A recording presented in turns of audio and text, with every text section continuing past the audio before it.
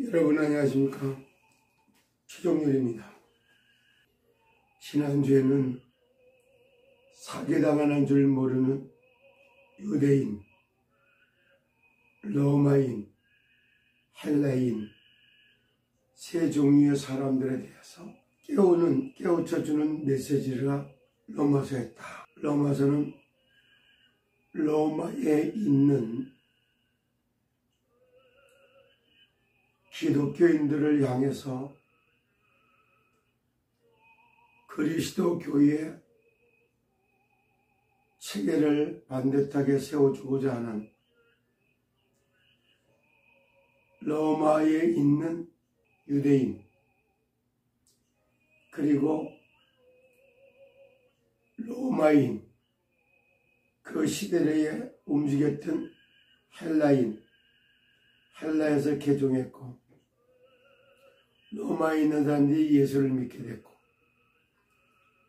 그런 가운데 그들의 신앙을 반듯하게 세우기 위한, 제자 삼기 위한 전제하에 AD 57년 고린도에서 기록했고, 바울이 하는 메시지를 더디오라고 하는 제자가 받아서 기록했고, 전달한 경거래 지역에 있는 베베에 의해서 전달된 게 로마서의 내용이죠. 당시 최고 참 발전된 나라, 발전된 도시, 그가 바로 로마였던 겁니다. 이 로마서가 기록되고 256년, 딱 313년에 기독교가 국교로다가 승인이 되는, 이때 가장 큰 타격을 받는 사람이 누굴까요? 유대교입니다. 왜? 유대교에서는 예수를 그리스도라고 못 믿게 하기 위해서 예수를 그리스도라고 증거하는 초대교인들을 싹 다 이단으로 누명을 씌워서 법으로 다 잡아 죽이는 이런 일을 벌였어요. 그런데 로마에 속국되어 있는 유대교가, 로마 교황이 기독교를 국교로 승인을 하고 기독교를 믿으라고 하니까 유대교는 어떻게 되겠습니까? 완전 피박살나는 결과가 되겠죠. 하나님이 유대교가 틀렸고 그리스도교가 맞았다라는, 그래서 유대교는 하나님의 복음 메시아로 오셨던 그리스도의 십자가의 죽으심과 부활을 전하기 위하여 선택받은 나라가 유대인인데, 이들이 복음을 가로막고 있었다는 것. 그리고 죄가 죄되게 만드는 게 율법이었고, 하나님을 떠난 인간, 전적으로 타락할 수밖에 없었고, 그렇기 때문에 환경, 조건, 상황을 논하지 말고 빨리 하나님께로 돌아오라는 그 메시지가 율법이요. 그렇기 때문에 그 율법을 통해서 복음을 받게 되는 율법의 역할이 복음으로 이끄는 몽학 선생이다, 이렇게 표현하잖아요. 근데 이 율법의 역할도 상실을 해서 지켜야지만이 구원받는 것처럼 잘못된 구원론을 설파하고 있는 것이 유대교인들이 모습이기도 했던 겁니다. 로마 황제를 주라고 불러야 되는데 예수 그리스도를 주라고 불렀다는 것, 이런 내용 때문에 핍박의 대상이 됐던 거예요. 네로 황제로부터 10명의 황제가 256년 동안에 극심하게 핍박을 했던 겁니다. 그러나 로마서가 기록되어 있고 256년 313년에 로마의 황제 콘스탄티누스에 의해서 로마가 국교로다 승인되면서 바울이 죄인의 몸으로 로마 황제에게다가 항소했던 이제 250년 만에 완전히 승소하는 그런 내용이 바로 정말 역사적인 사건이다 이렇게 보면 되겠습니다. 정말 사기당하는 줄 모르고 사기를 당하고 있는 유대인이나 로마인이나 헬라인 그들에게 주는 메시지나 그 시대를 이끄는 사상, 그 사상들이 수없이 많기 때문에 그걸 다 터득하기도 힘들 뿐만이 아니라 터득해 본들 그 인간이 만들어낸 이론과 사상, 이념 이런 걸 가지고는 구원에 이를 수 있는 지혜 지식이 못 된다는 사실을 이 시간에 말씀을 드리도록 하겠습니다. 의인은 없나니 하나도 없으며 아마 이 말이 오늘 설교 제목이 되는데 대한민국일 뿐만이 아니라 세상을 주도하고 있는 모든 부분이 그래요. 기독교인들이 정말로 개화하기에는 개화하면서 인간이 인간답게 살아가고 인생이 인생답게 살아갈 수 있도록 정말 다가 주도적인 역할을 하는데 지금은 3차, 4차 산업이 발달되고 5차 산업에 진입하는 이때에서는 완전 인간들에 의해서 만들어진 과학과 문명, 문화 이런 것들이 완전히 복음을 능가할 만큼 발전되다 보니까 오히려 조롱을 당하는 이런 결과가 초래됐어요. 인생을 다 살고 다 헛되다 말하면서 마지막 전도서는 뭐라고 말을 마무리하느냐면 이래. 지혜자의 말씀은 찌르는 채찍 같고 회중의 스승의 말씀들은 잘 박힌 목과 같으니 다 한 목자가 주신 바이라. 시대를 이끌어가는데 메신저의 역할을 담당했던 사람들의 역할이에요. 그러나 그것도 다 할 수 없기 때문에 그렇게 보내.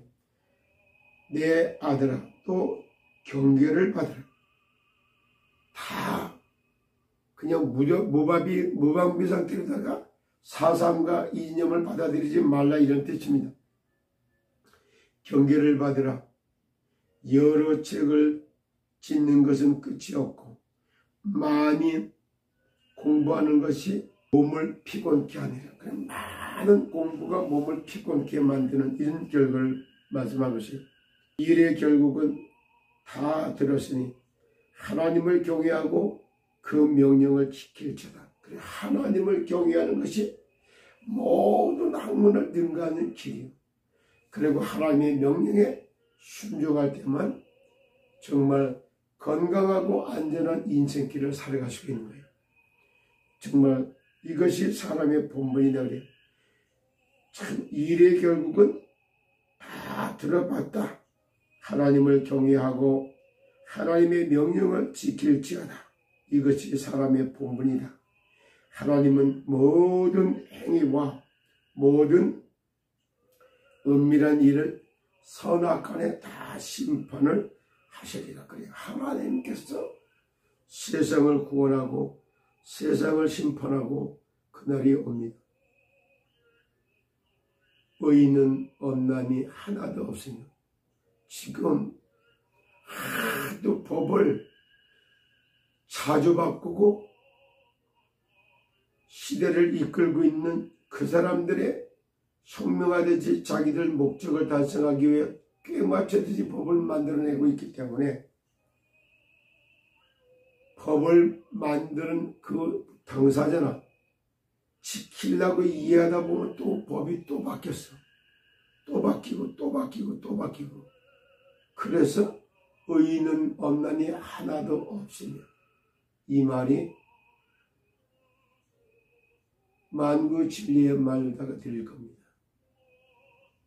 누가 의인입니까?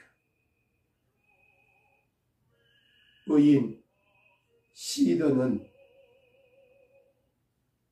종려나무같이 번성하고 백향목같이 성장하리라. 정말입니다.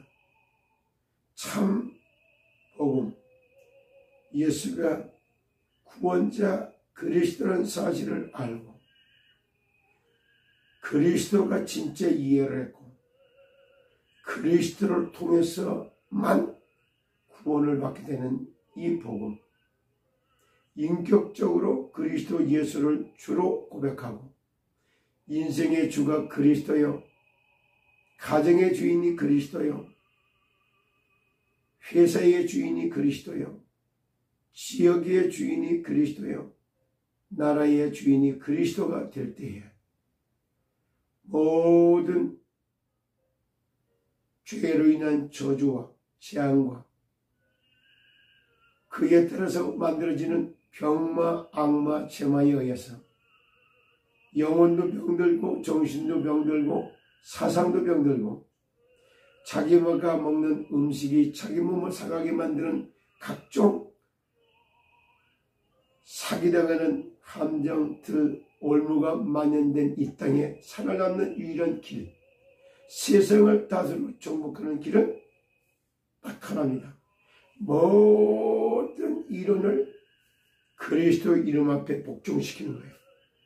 모든 이론을 그리스도 앞에 복종시키는 것이 예수는 그리스도, 인생 모든 문제 해결자, 살아계신 하나님, 나는 하나님의 자녀, 고로 사랑 고백, 주인 고백, 걸림돌을 제거하는 복음 누리는 기도의 비밀이 아니고서는 시대와 세상을 바꿀 길이 없습니다.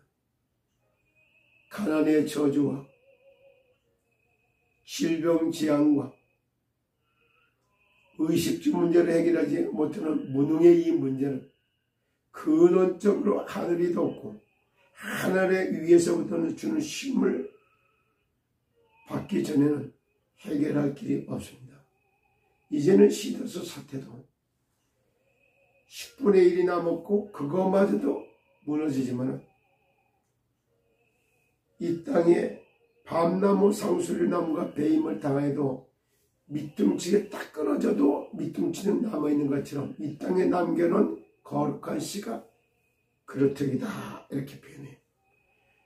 시더스를 살리고 그 살린 그들에 의해서 대한민국의 제사장 나라로 세워가고 이 대한민국의 237 나라 전 세계를 구원하는 제사장 나라의 정체성을 회복해가는 것하고 맞춰서 시더스에게 주어졌던 풍요롭고 땅의 주인으로 세상을 다스리고 정복하는 그러한 응답은 지속적으로 받게 되어 있는 겁니다.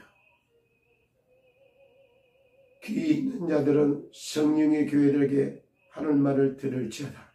오늘도 정말로 시더스 살리는 23만 명 중에 2만 3천 명, 그 중에 2,300명에 의해서 시더스는 회상하고 부활하고 그래서 대한민국을 제사장의 나라로다가 세워가고자 하는 하나님의 뜻하고 방향이 맞아야 그때부터 하늘이 덮고 하나님의 보석에 전체를 살려내고 땅의 주인이 돼서 울트라 부자가 돼서 전 세계에 쌀 팔면서 의식주 문제를 해결하면서 당당하게 237 나라의 가장 위대한 민족, 위대한 백성인 거룩한 하나님 나라의 백성으로 왕같은 제사장적 선지자의 축복을 누리는 그러한 시대들이 되시기를 예수 그리스도 이름으로 축복합니다.